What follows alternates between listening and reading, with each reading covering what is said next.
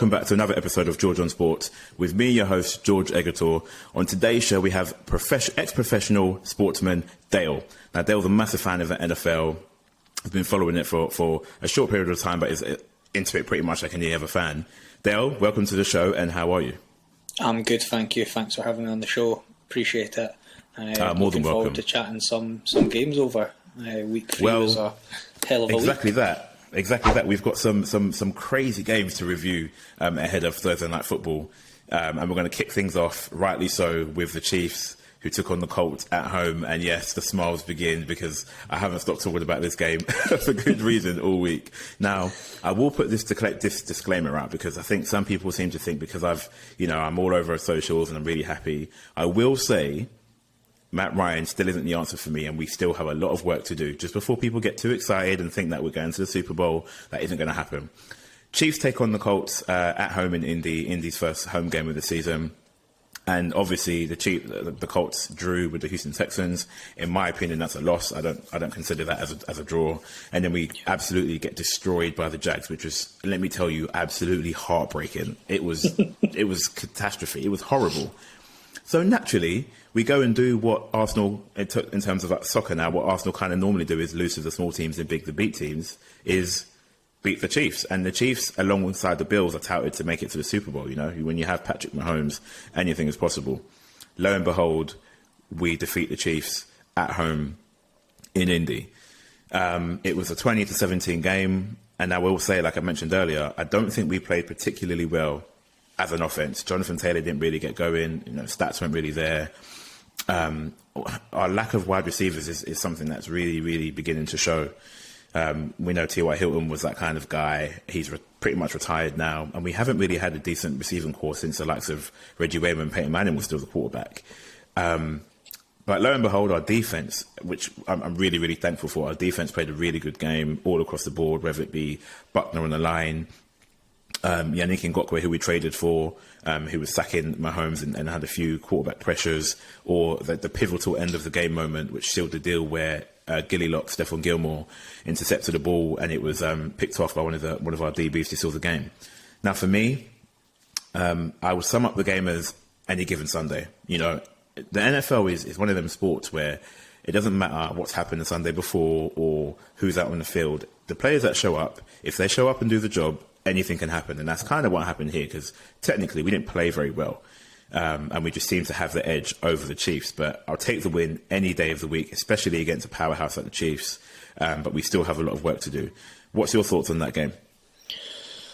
Well, certainly I think if you were to look back to the start of the season, if I was to say to you, you're going to tie a game, lose a game and win a game, and that game was going to come against the Chiefs, you might be looking at me thinking, really? Is that how it's going to play out? But it's a roller coaster ride just now for every Colts fan. You're not quite sure what you're going to get, and I agree with you 100%. Is Matt Ryan going to be the answer, or is this another season kind of similar to last with Carson Wentz? The defense all round were brilliant. They were rugged. They won the game. It wasn't a pretty win. It was an ugly win, but it's a win nonetheless. Gets the Colts kind of off the board. They've got something to build on now. Certainly Jelani Woods looked really good with the 2 touchdowns. Big man. He looks like he could be a real player. Pierce as well. Couple great receptions from him. The worry probably I have still with Matt Ryan is for how much experience he has. I'm worried as soon as he gets outside the pocket, he's kind of awareness of if there's any threat coming towards him still. It looks similar to Carson Wentz, and that gives me nerves because you want Matt Ryan to come in and just kind of light it up, but he's got to protect the ball a bit better. I do think wide receiver is a problem area just now for the Colts. There's not enough kind of ammunition there, and Jonathan Taylor had a quiet weekend all round, really. So the fact that they got the win, it's great, but am I going into this weekend thinking they're going to win against the Titans? I'm not sure. I'd love to say yes, but the Chiefs gave a lot of help as well. Credit to the Colts, they done what they needed to do, but the Chiefs Yeah. were messy. Yeah, I think you pretty much hit it nail on the head there. I think they messed up a couple of special teams plays which we just capitalised on, and it's similar to how I kind of described the Bengals' run to the Super Bowl last season. They played a record number of injured teams, so they had a lot of luck. And in that game, we 100% had a lot of luck. But I suppose it's capitalising on that luck, which obviously gets you that win. But you're not wrong. Matt Ryan does panic me. He looks like he's aged about 20 years. I would much take Carson Wentz's mobility over Matt Ryan. I feel like he's massively regressed since I saw him at the Falcons, and he didn't really have much at the Falcons. And for me, it's very panicky. It's not what I want to see. We sit 1-1-1 in a crazy. I mean, the Jags at the top of the division, and that's not normal. That really isn't normal. Yeah. But like you say, Colts take the win, and you'll take that win over Kansas any day of the week, and we go marching on. We're going to move swiftly on to the Bills-Dolphins game, which was these Dolphins, right? I think people need to start putting a bit of respect on their name, because 100%. The Dolphins come away and they win the game 21-19. And yes, we can touch on the fact that the Bills have lost Micah Hyde for the season now. They're already without Tre'Davious White, who is an all-pro cornerback, and they've got a few other injuries as well. Now, the Bills are more than likely going to win the AFC South, in my opinion, and will probably make it to the Super Bowl. Who knows? I mean, their defense is a bit shaky at the moment. But this is a game where the Tua haters want to see what he can really do.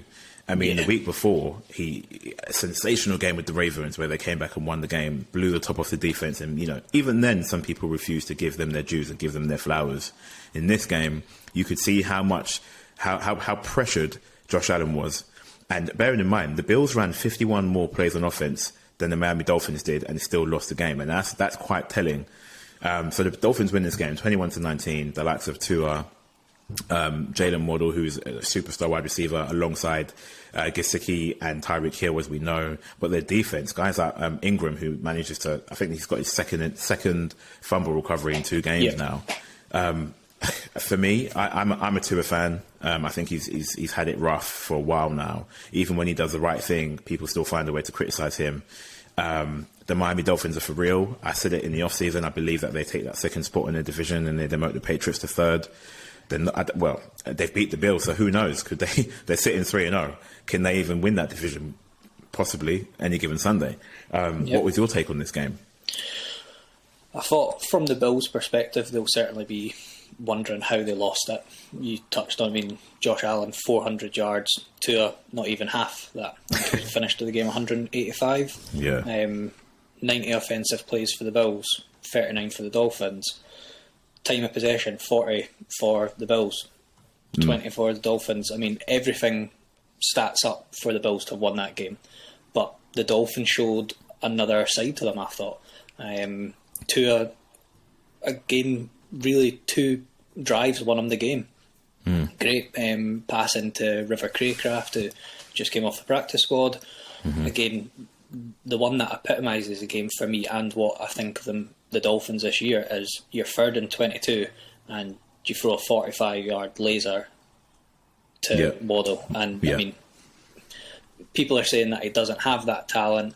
I like the fact that Tua started off by just being amazing at the basics and not trying to look downfield loads, but he's now got a great head coach that's given them so much kind of magic before the ball's even snapped. There's so much movement going on. There's so much kind of trickery and imagination. I think that's opening up the field for him now. And I'm a Tua fan. I've been a fan since he came into the league. I think he's got an opportunity now and weapons.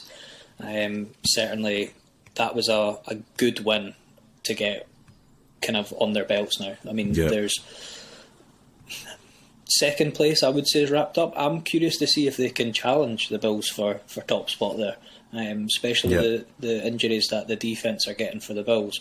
Melvin Ingram was impressive. I really liked how he played. He just looks like he's having fun in Miami, and I think that's the key. Where you said fun, and head coach Mike McDaniels has echoed that a lot. He wants them to just play loose, and I think he gives them that kind of mentality, and he takes the pressure off almost. Essentially, they kind of just built a track team. If you look at their offense, I mean, they're all speedsters, even in the backfield. Chase Edmonds, who's a speedster from the Arizona Cardinals, and Raheem Mostert, who we know is quick from the 49ers. But also their defense is strong as well. They signed left tackle Traquan Armstead from the Saints, and he is a unit, which is exactly what someone like Tua needs on that side. So the more I see these, I mean, obviously Tua had his injury, very suspicious, the concussion looking, it's very strange, very, very strange. And now we're hearing it's a back issue and an ankle issue or something like that. I'm a bit concerned on that front, but there's no denying that, it was all fireworks. They've been fireworks since they started this season. They're 3-0, and nobody can take that away from them. My worry would be is if Tua does have anything going on longer, his quick release is such a plus in that offense. If you then get Bridgewater in for a few games, it's almost a complete opposite. He doesn't have a quick release, and I just would worry that kind of takes a little bit of the steam out. But let's wait and see. If it is the back injury, hopefully they've managed to get him in a good place. See what happens later on today. So we move on to the Raiders and the Titans game. The Titans won this game 24-22 in a close affair. But I think everyone is echoing the same thing right now. And it's not about the Titans as per se, it's about the Raiders. The first things first, the Raiders sit in the most stacked division in the league, the AFC West, which contains the Chiefs, the Chargers, the Raiders and the Broncos, two of which we have the QB, Russell Wilson, who was traded from the Broncos, from the Seattle Seahawks even to the Broncos. You've got Mahomes in there, who is, a magician in his own right. You have Derek Carr, who I feel is a bit underrated, but bringing in the likes of Devontae Adams, and then you bolster the defense with Chandler Jones on one side and Max Crosby on the other side is mayhem. And then Justin Herbert of the Chargers, who narrowly missed the playoffs last season. So it's just a stacked division. However, it hasn't really played out the way that has been hyped. The Raiders are the only 0-3 team in the NFL right now. New head coach, Josh McDaniels as well. I mean, it's given me slight echoes of when he was head coach back in Denver, and he only lasted 2 seasons then because it just basically didn't go very well. You trade for a superstar in Devontae Adams, you pay him the money that he deserves. You line him up alongside people like Hunter Renfrow, who's an amazing slot receiver, all-pro tight end Darren Waller, a superstar in the making. You can say Matt Collins, who seems to be soaking up a lot of those targets. And the run game with Josh McDaniels and Brandon Bolden and Abdullah. I mean, I wasn't a fan of the head coach move personally. I feel like Josh is too. It's going to sound strange, but too much of a Belichick boy. We had the saga where he wanted to become the Colts head coach and miraculously made a U-turn and went straight back to the Patriots into the arms of Bill. And now he finds himself the head coach of a new side in the Raiders. A lot of pressure. They're in Vegas. Spent a lot of money on that stadium. They're actually hosting the Super Bowl next year as well. So I'm extremely concerned. At this point, I say that it's done. It's pretty much done for the Raiders. I don't see them making the playoffs. 0-3 statistically, there's a very slim chance of making the playoffs when you start 0-3. Not to mention the division you're in.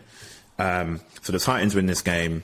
Tannehill was still quarterbacking for the Tennessee Titans. Meanwhile, Malik Willis is obviously looking over, making Tannehill look over his shoulder because he's obviously going to get game time at some point because Tannehill hasn't looked too great. Derrick Henry has obviously returned and he clearly had a good game there, running guys over and scoring touchdowns as he does. But in a closely fought game, the Titans take the win. What was your thoughts on this one?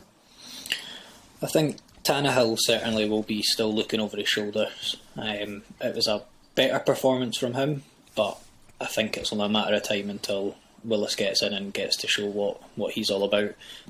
Good to see Henry come back and have a kind of his, not breakout game, but certainly of this season, the first game where he's really looked like himself. My concern just from this game and my thoughts were all about the Raiders. You start 0-3, you've got a lot of hype and buzz starting the season. Devontae Adams comes over, great acquisition. You're thinking, right, Raiders are going to go from a playoff appearance last year onto a new level this year. He has a great opening first week, and then, 7 receptions? Is that 48 yards in the last 2 games? Yeah. It doesn't do it. Holland's had a great kind of game. Looks like he could be a star in the making, but I don't see why you why you get Adams if you're not going to have him as like your focal point of your attack. Yeah. There's certainly questions you see after the game that Mark Davis is having a meeting with Josh McDaniels through the week, that there's a players only meeting, that there's a lot of worrying signs coming out of Vegas just now, and yeah, I can't say I've got any belief that they're going to kind of turn this thing around quickly. Yeah. If they are, they've got to figure out a way of getting Adams involved. I just don't see why 48 yards in 2 games, that's brutal. It's almost as if, and the thing is, it's not like we've seen what Adams can do. I mean, he scored a very contested touchdown on Sunday gone, and again the week before. But to me, it's almost as if they're kind of using him as the decoy, because he does draw that double coverage, and then they play it elsewhere. I will say this as a hot take, and I'm going to mark this so I can use this as a clip later. I don't think head coach Josh McDaniels' last 2 seasons. Do I want to say 2 or 1? Oh my God! I'll go with 1. I'll go with 1. I'm going to say the same thing. I'll go with 1. I just can't. I think it doesn't help that he had the issues that he had at Denver. That can't be helped. That's in the history books. It is there for everybody to see. But when you have a superstar team like you do right now, okay, credit the defense isn't amazing, but your front defensive line they're a great defensive line. And Max Crosby got paid with due reason, but and then I don't think he lasts. Jones on the other side. Exactly, and that's a force to be reckoned with. I think he does 1 season and that's pretty much it, because it's Vegas, man. There's way too much pressure. Yeah. You're about to host a Super Bowl in Vegas after you spent God knows how much on that amazing stadium. You have a new head coach. You've basically sort of rebranded the team. You've got rid of Gruden and all the Raiders of that team, and Devontae Adams said it himself. They always come with a baggage. They come with drama. Yeah. You saw what happened with John Ross, the incident, and everything else that happens with the Raiders. So it was kind of like a breath of fresh air, except it's not happening for them. And sitting at 0-3 is very, very dangerous. Very dangerous for this side. So there's my hot take. I don't think Josh makes it. I think he does 1 season and he's done. And that's pretty much it for the Raiders. The writing's almost already on the wall for them. I mean, the last 2 games, the way in which they've lost the games, it wasn't like they didn't have opportunities on Sunday. Mm-hmm. They had opportunities to go and win that game, but they just aren't getting it done. I can see why you would use Adams as that kind of decoy. He'll draw attention, and then you've got the likes of Waller, Renfro when he's there. I mean, they've got the pieces, but it's great having the pieces, but you need to then do something with it. Absolutely. I would love to have been a fly on the wall in that meeting room after the game, just to see what Mark Davis has said to him. No doubt. I also kind of feel like Josh isn't the kind of guy who can be personable with the players. He just gives us this demeanour that I'm the coach, you guys listen to me, and that's that. I could be wrong, but that's the kind of vibes that I get. Very different vibe to what you get with Miami. Yes, very different. See, you can see that clearly. It's as clear as day. We move on to a more intriguing team, which is strange for me to say because they're a divisional rival, but the Jaguars-Chargers game. Now, nobody expected the Jags to put up 38 points to Chargers 10. Nobody.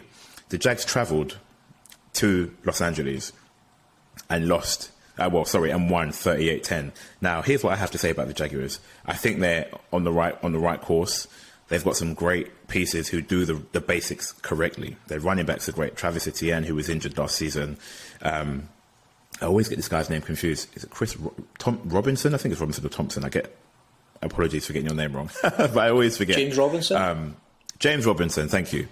Who has continued where he left off last season and has pretty much taken over immediately that number 1 spot. And you look at the acquisitions they made. Zay Jones, wide receiver, he's gone under the radar. I think he's playing really, really well.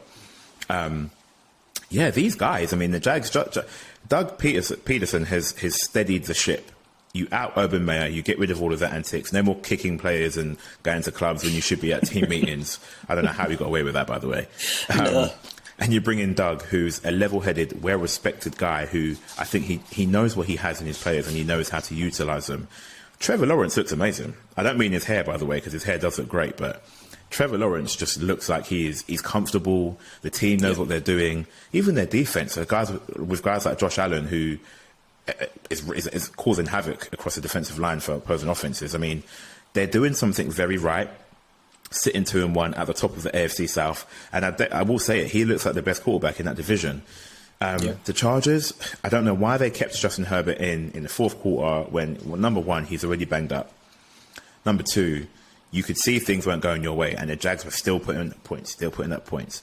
I mean, if it's a thing where Herbert's wanting to play, you're always going to get that. But as a team and a coach, I think you need to make that decision to pull him, because now, if he is, made those ribs worse, because it's not easy to play quarterback with broken ribs. It's not easy at all. Then well, is this injury going to linger on for? Well, yeah, potentially the season, and I just, for week 3, why are you taking that bigger risk when you know that you still have a chance in a stacked division? And I think the other thing to mention is I think they've been very unlucky right now. They started the season without a new cornerback, J.C. Jackson from the Patriots, who I think is great. Yeah. Khalil Mack is obviously still playing in healthy. They've just lost Joey Bosa for at least 4 weeks due to a groin injury. I believe he might be having surgery. I forget as well, they lost another key members of. They've lost a lot of guys. They're losing people quicker than you can name. Yeah, exactly that. And I mean, I'm seeing that across the league. It's the NFL. Guys get hurt and it's next man up. But the Chargers, for all the off-season hype, for all the Justin Herbert talk, how they narrowly missed out on the playoffs last season, this is a very bad start for them. Very bad start. Yeah. Again, AFC West, you can't be falling back 0-3, 1-2. There's no, it takes no prisoners. But credit to the Jags, 38-10 win. They impressed me quite a bit. And I mean, I want to see how they play against the Titans. I don't know if they actually play against the Titans, because I feel like they could make some noise. I really do feel like they can make some noise. How do you feel about these teams? Certainly from Chargers' perspective, they are getting it unlucky. They've got a lot of injuries, but franchise quarterback, you need Herbert healthy if you're going to make a run of things this season. And I just felt like it was a risk that didn't need to be taken. Come with a different game plan, get your backup QB in and see if you can just win a tight game. Fair play to Jacksonville though, they went out and they've turned it around. Doug Pederson looks like he's getting just a really good foundation in there, good culture. It's an all-round solid team. Defense played great. They shut down Herbert and Williams especially for a lot of that game. I really like the look of the Jaguars. Zay Jones, you said it, it's bang on. He's so under the radar just now. He looks great. Yep. I had a post yesterday. I really liked the signing of Christian Kirk.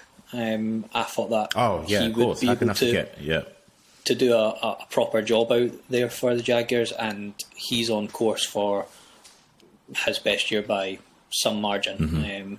And I don't know, Trevor Lawrence, he just looks like a different guy this year. Composed, he's taking his time in the pocket when he's allowed it. He's quick when he needs to be quick. He looks good when he's outside the pocket. He's more accurate. It just looks like he's got the pieces around him to make a good run at this year. I'm really interested to see how they fare against the Eagles That's a great, Sunday, because that is going to be, I think that's where we see just what the Jaguars are going to be made of this year. Yeah, that is a great game. If you can have a close game, or dare I say it, beat the Eagles, I mean, then you're putting a lot of people on notice. We'll wait and see if that happens, but certainly I thought they would beat the Chargers. I just didn't see 38-10. I don't think anybody would have saw that. And I think, and that's why I say 38 points, regardless of what injuries they've got on the Chargers. 38 points, number one from the Jags, number two against the Chargers, away from home is a big, big deal. So, you mentioned. I also liked as well that they took their field goals when they had the attempts. They didn't try and force anything. They took their field goals and they said, "Look, can you see how good our defense is playing? Let's get them back on the pitch. They'll get us the ball back quickly, and let's go again." Just look like every part of the Jaguars is trending upwards. And for Jags fans, it's exciting times. It is, yeah. And again, I think before we move on to the Lions and Vikings, they've been very unlucky in the sense that Keenan Allen's been injured. Austin Eckler he looks like a complete shell of himself. And things just do not seem to be clicking for them. So, it's a bit of a panic alarm station for the Chargers.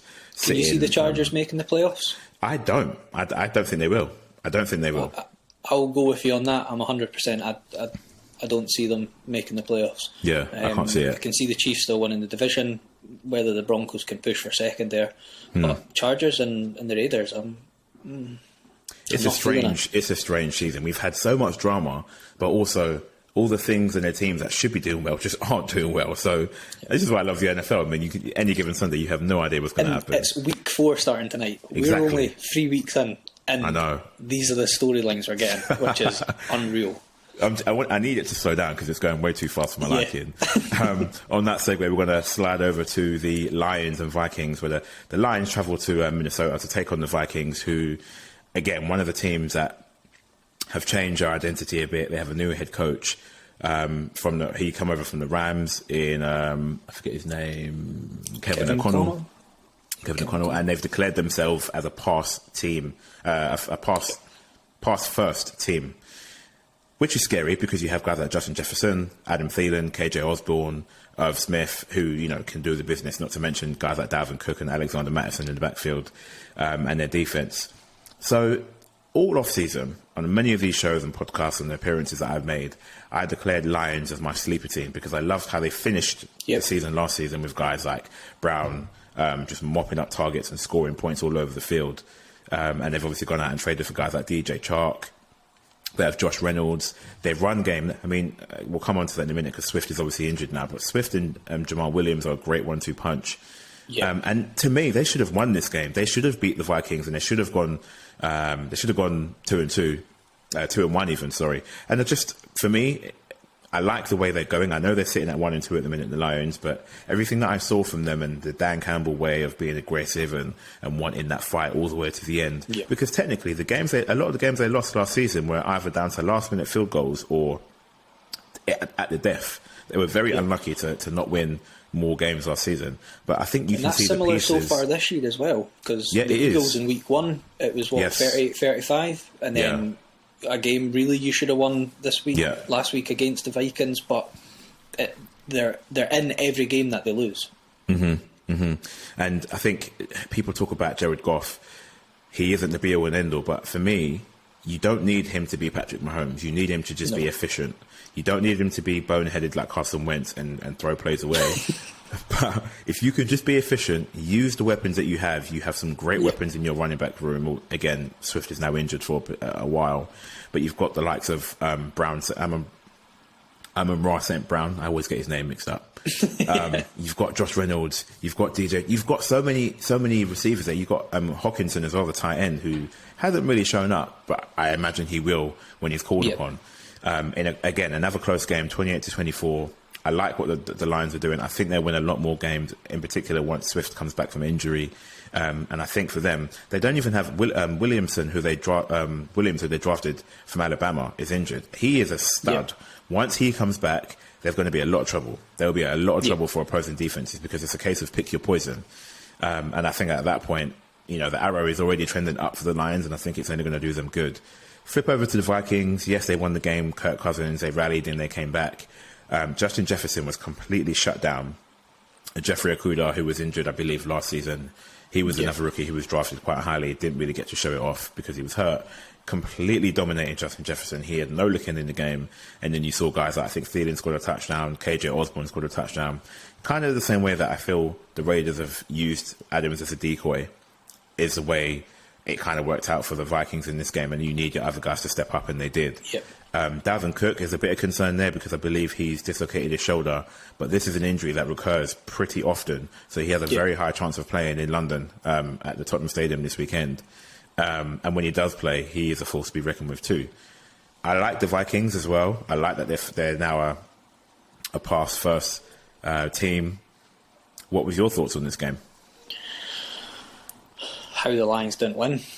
I mean, again, to the Vikings, I think it's great that they won the game. It's what you've got to do if you're going to go far. You've got to find a way of winning when you're not at your best. Adam Thielen stepped up. He was great. KJ Osborne at the end, 2 great passes, and then finishing off with a game-winning touchdown. Yeah. From the Lions' point of view, Jamal Williams was seriously impressive. He had himself a game, and he is a baller. I'm I'm sad that Swift's going to be out for a wee bit, Yeah. but Yeah. Williams I think he can pick up the pieces, and I think it's Craig Reynolds who will come in as his backup. He's great too. Yep, and I think he could have a sneaky few weeks ahead of him. They still could have a good 1-2 punch. Yeah. Amon-Ra St. Brown, again, they just look like such a good team. They've got energy. I see a little bit of kind of Miami in them, just with a new young head coach, freshen things up, new approach. It's all ex-players that are on the sidelines. Yeah. They've been there, done it. I think they just need to find a way of being a more clinical team. They need to, when they get up, find a way of staying up. Yeah. And they need to do what the Vikings done to them. Find a way just to get on the end of these wins. If that's by 3 points, if that's overtime, whatever, they've got to find a way of winning. Yeah. Jared Goff looked better last week as well. I'm with you. He doesn't need to be Josh Allen or Patrick Mahomes. He just needs to be efficient, and he looked exactly that. I just think maybe a couple decisions that Dan Campbell might look back on and think, should have went the other way there at the end of the game. But again, hindsight's a wonderful thing, but they'll learn from that. I did like the fact that the Vikings won a game without having Jefferson kind of blow it up, which is good. Do I think teams can shut him down for 3 weeks? I don't know. I'm curious to see what the Saints do. That'd be great, in London great matchup against Jefferson, because this is his international debut.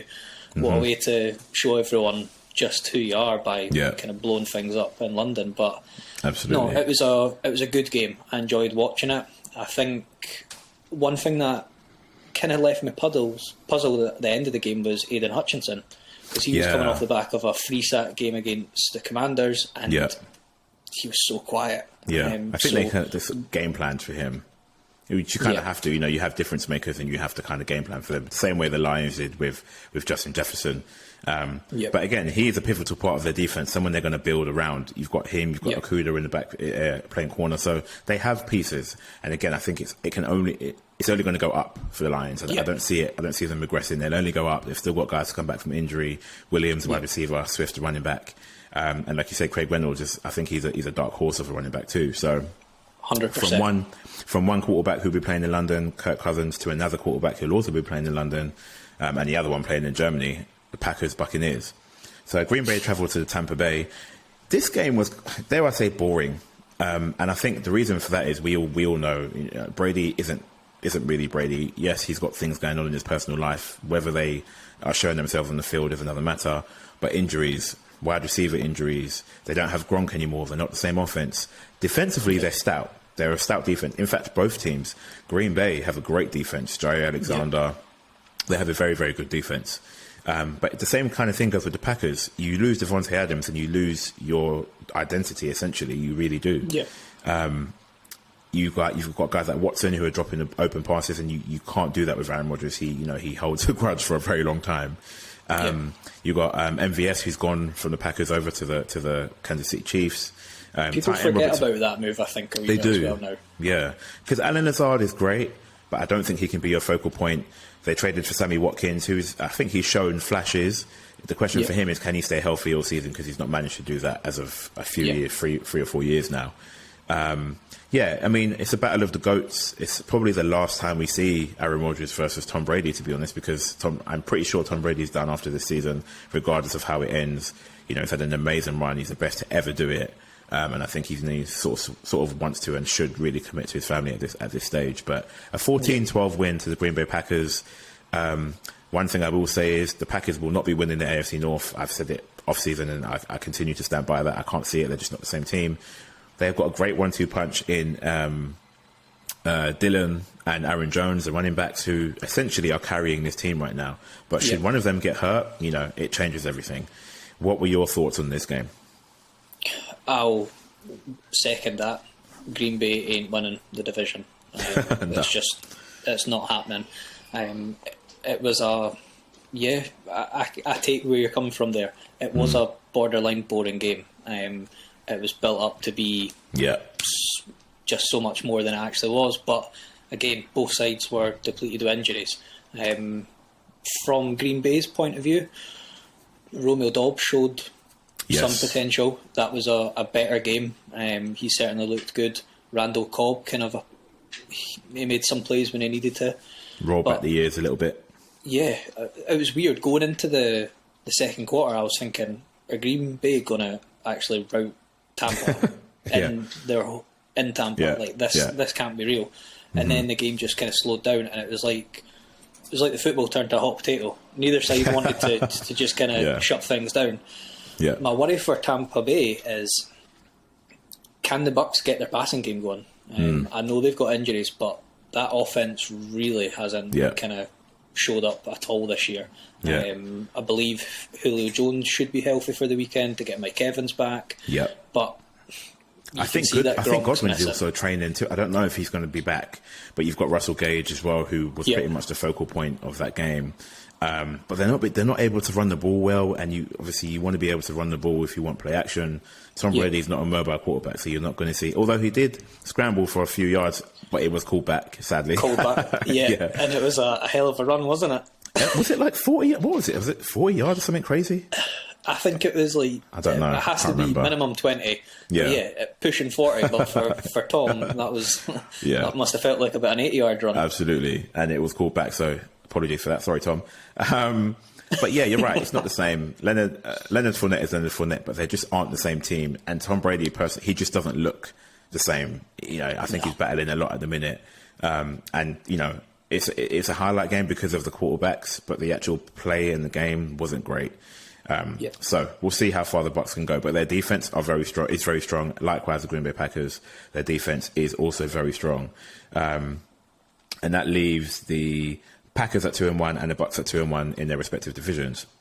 So, a couple of games left. We're going to go on to the Ravens and Patriots game. Now, Lamar Jackson is my MVP as things stand.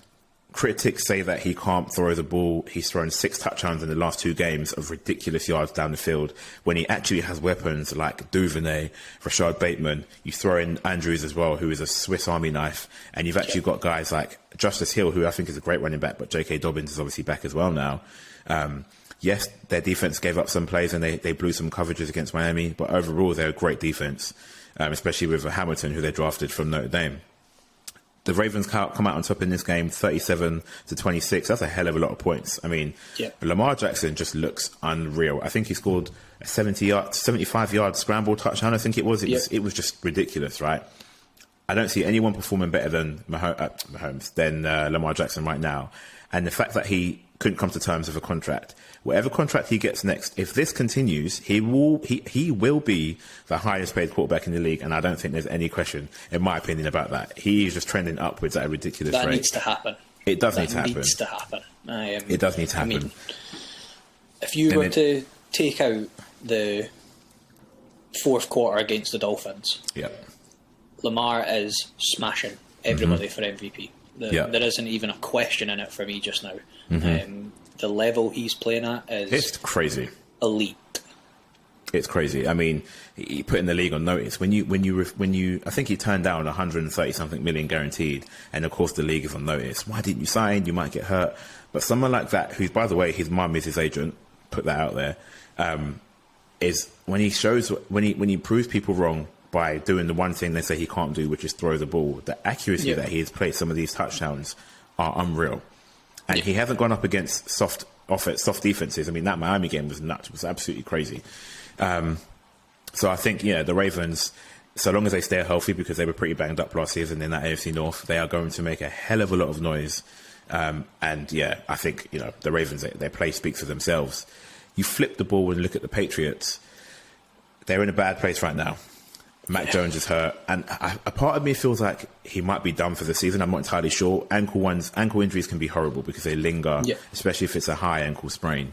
They put up 26 points. It hasn't been the same for the Patriots. It just hasn't been the same, and that is some people even saying that Bill's in the hot seat. Which is crazy to say. It is crazy to say, but at the end of the day, everything comes to an end. Not everything lasts forever. He's the greatest coach of all time. He's won it God knows how many times. But you look at their squad. I do like their running back room. I like Damian Harris. I like Ramondre Stevenson. I like what they've got there. I think J.J. Taylor as well. Their wide receiver room could do with some work. They traded for Devontae Parker from the Miami Dolphins. They have Jacoby Myers. They also have Kendrick Bourne from the 49ers. Devontae Parker did have a bit of a breakout He had a game good game. as well. He did. He did. Give him props for his performance. But, yeah. But defense is another story. You know, it's not the same Patriots, and everybody goes through the cycle of, you know, you have a great team and you ride that team all the way to the playoffs, and they don't seem to have that unity and that click right now. Mac Jones wasn't amazing. I think he threw a couple of picks. It could have been even more than that. It was three, right? It could have been even more than that.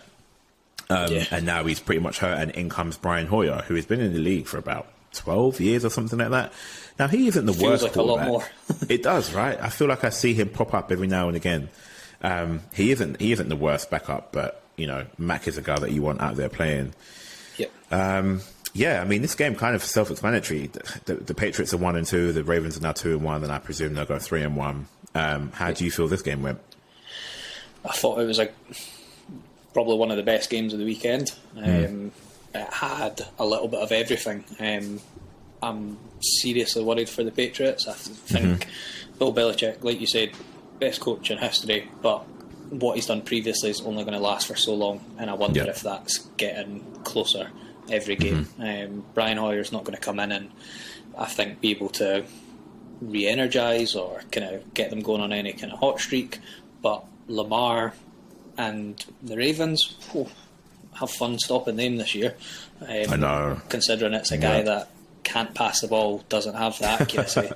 Everyone needs to really just kind of get off that train, because he's proven it already.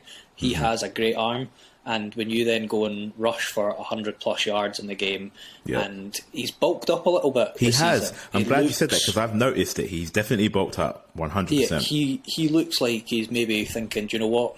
A little bit of longevity. Let's just get a little bit more kind of muscle on there, and come and tackle me. Come in the open field, and if you can catch I'll make you miss. And if you get me, I'll get you back. But absolutely. I just want him to stay healthy. If he stays healthy and performs at this level, then Baltimore, they're scary. I mean, they are. You know, Andrews is there, yet you can't stop him. Always. He's always available. They've got such a great connection. Bateman, if he can get going, Duvernay looks good. You've then got a backfield where you've got options now for him. So there's so much that they can do. If he stays healthy, though, he is going to get the contract that he wanted. Fair play to him for turning it down. A lot of people will be thinking, you're nuts, look at the money you're offered. But he's shown exactly why he wanted more so far this season. He is lighting it up. And, I mean, who is it Ravens are next? They play the Bills. I mean, the Bills could potentially go... I think it's it might even be the Patriots, you know. Let me just double check. I think it might be the Patriots. Let's have a quick look. But like you say, whilst it is the Bills, you're correct. Yeah, it's the Bills. The Bills. So, Jesus, what a game. What a game. That is going to be a cracker. And I'll go on record just now. I fancy the Ravens. I see the Bills going 2-2. The level that Lamar's playing at, I don't want to be playing him. No, thank you. He's on a hot streak right now. It just looks legit. And from one mobile quarterback who, you know, is taking the headlines to another who's doing the same thing in our last matchup here, the Eagles, who travelled to Washington to take on the Commanders in a revenge game for Carson Wentz. Except it wasn't such a revenge game for Wentz, but more the Eagles with their 9 sacks. That is insane. I mean, I know last season Joe Burrow was sacked 9 times in the playoffs against the Titans, but Carson Wentz, I mean, they had a great start to the season. They were connecting with guys like Josh Dotson, who was rookie sensation wide receiver. They've got Curtis Samuel there as well, and the likes of Antonio Gibson in the backfield. But 24-8 in favour of the Eagles. The Eagles sit 3-0, just them and Miami Dolphins now. Funny you say that, because it's Hurts and Tua, who both came from the same team in college, who are, you know, lighting up the league right now. And, you know, Carson Wentz a part of me feels really bad for him. Being a Colts fan, you know, he did some good things for us, but he also wasn't that great. And he's now, you know, looking down the barrel. They're 1-2. Being sacked 9 times is horrible. That is not, you know, remove the QB pressures too. 9 sacks is abysmal, right? Yeah. In a revenge game where your previous team have come to your hometown and they completely wiped the floor with you. You know, the Commanders aren't going to do too well. And nursing some injuries too. But if we talk about the Eagles, who are the more interesting side, Jalen Hurts looks really, really good. I mean, he's a guy that can rush. He can score touchdowns willy-nilly anywhere on the field because he can rush, similar to Lamar Jackson. But in last week's game in particular, I think he showed a lot of his arm talent. His hookups with Devonta Smith were incredible. And I think, again, that's someone who's put the league on notice. They went and traded for A.J. Brown from the Tennessee Titans. A.J. Brown came out and said, I didn't want to leave, but the Titans didn't want to pay me, so I had to leave. And that opens the door for other guys like Dallas Goedert to get involved. And it also opens up the play action. And it gets the running backs like Miles Sanders and Boston Scott involved, and Kenneth Gainwell, who at one point, A.J. Brown kind of had that game like all had a touchdown. What we're saying with Devontae Adams and Justin Jefferson. He he was allowing Devonta Smith to have chances, and did he take advantage of it or what? It's another pick your poison, because if he doesn't run the ball, if Hurts doesn't run the ball, he'll pass it to either A.J. Brown, Dallas Goedert, or Devonta Smith. Always he's leaking the running backs out in the backfield in Kenneth Gainwell, Boston Scott, or Miles Sanders, and it's away you go. The game next week that the Eagles have, the Jags, I think it's a sleeper game. That is going to be a great game, and I actually think it'll be the Eagles' first legit test. I know they ran it close with the Lions, but the Jags look for real. The Eagles look for real. I want to see what happens in that game, because the way they dominated the Washington Commanders, the Commanders aren't all that we know, but they just continue to step on that fifth gear, and they continue to put their foot down, and they look really good. They do look really good. How do you feel about the Eagles? The Eagles, I mean, I think Jalen Hurts has put the Eagles on notice, and the rest of the league, that he is for real. He's a quarterback you don't want to be messing with. Everyone thought he was great on the ground, which he is. He's got that kind of Lamar-esque kind of side to him, but that was a real statement in his passing ability. Arm looked great, he was accurate, he'd done everything he needed to. I think they'll be disappointed with their second half performance. They've got things they can still work on, but I mean, it was easy work for them. 9 sacks a Wentz. He must be waking up having hot sweats and nightmares thinking about that game. It's not the way he would have wanted it to go, but I think this is going to be a huge game for both teams. Are the Eagles going to go 4-0 and shut down the Jags and show just where they can go? Or do the Jaguars bring another surprise and go 3-1? Knock one of the final 2-0s out of there? And I don't know. The Eagles they're a sleeper team. Although they're 3-0, I still don't know if they're getting the full respect. They're loaded. They've got a great defence. They've got a great offence. They've got good running backs. I mean, they've got all the pieces, and they're putting it together now. Jalen Hurts, I think, is going to get a contract he deserves as well going forward, and there won't be this kind of noise in the background of is he the man to take the Eagles forward? I think he's shown so far this season he's more than that. That brings us to Thursday Night Football. We have the Dolphins, as we've spoken about so glowingly, taking on the Bengals in Cincinnati. So it's a home game for the Bengals and Joe Burrow and his side. We mentioned the Dolphins are currently sitting at 3-0. The Bengals are sitting at 1-2. The O-line don't look too great. The Bengals, it looks like, a familiar story for Joe Burrow. He's been pressured a lot, been sacked a lot. Whereas on the flip side, it's been announced that Tua will be playing. I believe he'll be playing. Waddle will be playing. Tyreek Hill is out for blood with Eli Apple. There seems to be a bit of a rivalry there, so that's going to be a good game. I owe you. Absolutely. I'm going to go out and say the Dolphins win this game. I think it'd be a great game to watch. There's still weapons on both sides of the ball. I'm not sure what the status is of wide receiver T. Higgins for the Bengals, because he took a horrible shot. And he only just cleared the concussion protocol to take part in that game, and I think he's probably back in it right now. So I don't know if he's playing. I haven't had a look at that update yet, but I'm going to go out and say the Dolphins win this game. I think they have too much firepower for the Bengals, and they send themselves to 4-0. And I still think there will be critics who don't give Tua the respect. But what do you think? Certainly the fact that Tua's playing now, I'm comfortable that the Dolphins do a job on the Bengals. I think as long as they shut down Trey Hendrickson and don't let him get to Tua, I think they'll do what they need to do. Bengals,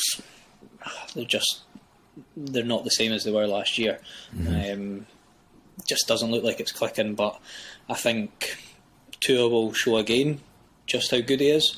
And like you said, there'll still be questions after it of is he the man to take the team forward? He is. Yeah. I'm really looking forward to the Apple versus the Cheetah. That is going to be the matchup. I think Tyreek Hill is going to be curious to see how early on in the game they can get him involved. But yeah, I like the Dolphins going 4-0 here. I'm not expecting any upsets. And with those predictions, that brings us to the end of our show. Thank you guys for watching. Been myself, George of Georgeonsports, and Dale, and we have reviewed some of the games in week 3, some spectacular games, some crazy results, and giving you a quick snippet of tonight's Thursday night preview with the Dolphins and the Bengals. But until next week, where we have a look at some of the games that take place this week and do a week 4 review, stay tuned, keep it locked on Georgeonsports on all socials, and we'll see you soon. Thanks again, George. See you soon. Absolutely, no worries. Appreciate it.